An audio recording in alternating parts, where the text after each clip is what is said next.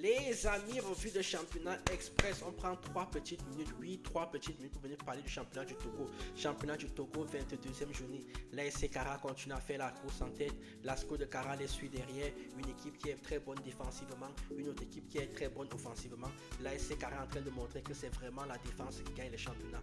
L'attaque te fait gagner les matchs, mais la défense te fait gagner les championnats. Et en bas du classement donc, de Semassi qui est 10e jusqu'à Gomido qui est 14e. Il n'y a que 3 petits points qui séparent ces équipes-là. À quoi? À 4 journées de la fin. Vous likez, vous commentez, vous partagez. Le championnat togolais, je vous ai dit que c'était un des championnats les plus passionnants d'Afrique. Les gens ont cru que je rigolais.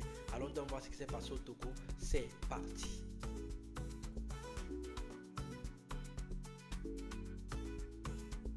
En fait que ce n'est pas l'attaque qui gagne le championnat, c'est une défense. Parce que quand tu vois que l'ASC, l'ASCO marque beaucoup de buts et l'ASC prend très peu de buts, vous commencez à comprendre pourquoi l'une est en tête et l'autre est deuxième.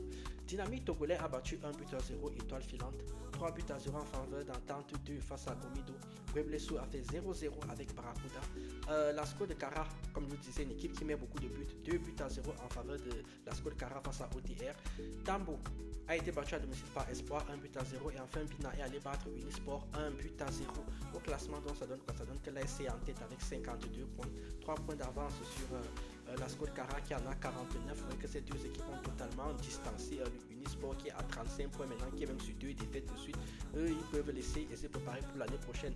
En bas du classement, comme je vous le disais, donc écoutez bien, Semassi qui est 10e à 23 points, Gomido qui est 14e et dernier à 20 points, 3 points d'écart entre Semassi, Bina, OTR, Espoir et enfin Gomido. Vous voyez que c'est extrêmement chaud et ça va être comme ça jusqu'au bout de la saison. Et même au niveau du goal average, à moins 12, moins 8, moins 6, ce sont des équipes qui se tirent vraiment la bourre.